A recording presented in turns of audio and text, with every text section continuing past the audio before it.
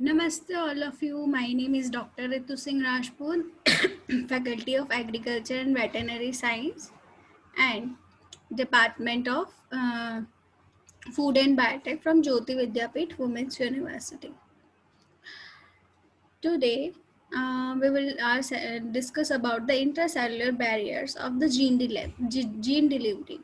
In our previous session, we are discussed about the gene therapy, where I have told you about there is a two types of therapy, which is and what is the gene therapy and how what is the procedure of the gene therapy. I had described about in my previous lecture. So we can see our summary about the previous lecture, which is there the gene therapy, which is responsible for the disease, and we can treat it in particular disease with the help of the gene therapy, and this technique is basically used for the cure the disease. And this is basically two types of somatic and gene germline therapy. Somatic is the for related to the somatic cells, and uh, germline therapy is related to the germline germline, which is related to the egg and spawns. And it is in some somatic cell gene therapy inherited, and germline therapy is not. It is heritable. That means it will be transferred to one generation to second generation. And this is the two types of gene therapy, which is ex vivo and in vivo. Ex vivo is generally transferred from in the patient, and in vivo is transferred by the some viruses or some host, which helps to with the help of the some host through the in vivo therapy. So this is summary about our previous session. And in this session we will discuss about the intracellular barriers of the gene delivery. That means this is also part of the gene therapy, but in this gene therapy, in this intracellular gene delivery, this is also part of the gene therapy, but there are so many methods how to be done gene therapy, which is the method describes in intracellular barriers. That means the barriers help to the gene delivery through the host from the R cell, which helps in the treatments from this particular disease. So let's start about the session, which is there's variety of the methods available in the delivery genes from the host cells. And there are some, for example, I will tell you some methods from started. First method is our chemical method. Chemical based method in gene delivery can be used natural or synthetic compounds, and it will be practical from the facilitated through the transfer of genes. And it has to be ability to electrostatically bind from the DNA and RNA compounds with the genetical informations, and accompanied through the gene transfer from the chemical vectors. That means some chemicals are used which will be bind through the DNA or RNA, and these cells has done in endocytosis. That means they engulf that chemicals through and transfer into the our DNA and RNA. It helps to the it can be protect our genetic materials from the degradation. So this chemical method is also related to the gene therapy, and it has done by the endocytosis methods. Second method is our heat shock method. This is a typical method. Cells incubated into the solution continuously, and it will be it help will transfer from the there's one side of the cations and one side is the anions. So this is it is oftenly used by the chemical chloride method. Chemical chloride potentially disrupted the cell membranes. So first of all, it will be disrupt the cell membrane. After that,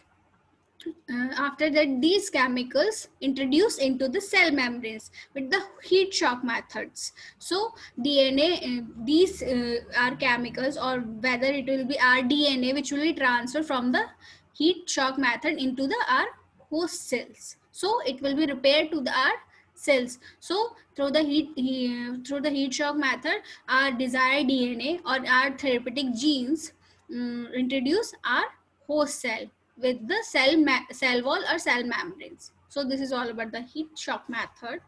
And our next method is the calcium phosphate method. It is also a simple method which is the help which is the done by the help of the method the calcium phosphate. It is the bind with our DNA and is exposing with the culture cells, and this solution with this is also same as well as our heat shock method. First of all, our cell is disrupted by the chemicals.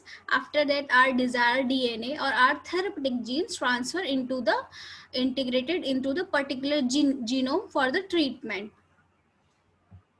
And calcium phosphate help to the cell description. Second one, next one is our method is liposome and polymerase. Liposome and polymerase can be used as a vector to the deliver our DNA into the cells positively charged and positively charged DNA, while polymers can be designed through the interact our DNA. After that, the two system can be combined.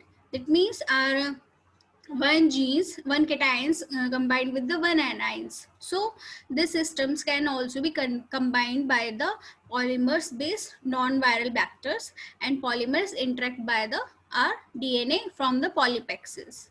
So this is our liposome method. And next one methods are the nanoparticles. These use of engineered inorganic and organic nanoparticles is another non-viral approaches of the gene delivery.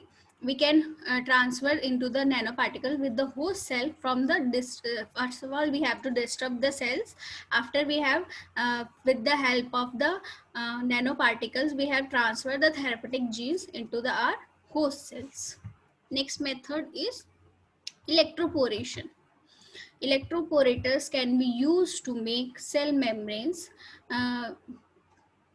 make it will be made to be permeable for the DNA, and this method is promoted to the cells briefly shocked by the electric field. This is also see a similar method with the uh, heat shock method or electrostatic method. And in this electroporation the electric field will be 10 to 20 kV per cm, which is thought of the creating the holes into the cell. This electric field provide and make a hole into the cells. After that our desired DNA help into the transfer with the help of the plasmid, and it will be transferred into the with the help of heat shock and transfer into the cells are with the ligate with the therapeutic genes, and with it will be help in cell treatment. Next method is the gene gun method. A gene gun use is the bioelastic to the insert DNA into cell where the particles of the gold or tungsten are coated with the DNA and then shoot into the young plant cell or embryos and the animal cells, and that particular genetic material, it will be DNA, RNA, anything else, which will be whatever we will be transferred into the cells and transform into the help with the ligate with the plasmid and transform into the our desired cell. This is also a very useful method. And our next method is microinjection method. Microinjection is the direct injected our DNA into the our host cell. We have ligated our DNA and the therapeutic gene into the our DNA and transfer into the from the injection method into the our cells for the further treatment. Next method is the sonoporation. Sonoporation used for the sound waves, create pores into the cell membrane and allow entry our genetic material. So in the sonoporation, we have used highly sound waves. So it will be create pores into the cells. So our genetic material went from the that pores our cell, and it will be helpful in our cell treatment. Next method is our photoporation. Photoporation is as before as well as in electroporation or sonoporation we have made a pores, as well as in a photoporation we have used lasers and create pores into the cell and transfer into our DNA or our genetic material into the host cell for treatment. Next method is magnetification.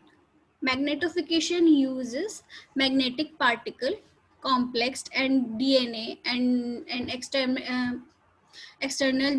create the external magnetic field and concentrate our nucleic acid or genetic material particles into the target cell. So it will create the magnetic field into our cell and create as well as pores into the cell, and we have transfer our genetic material.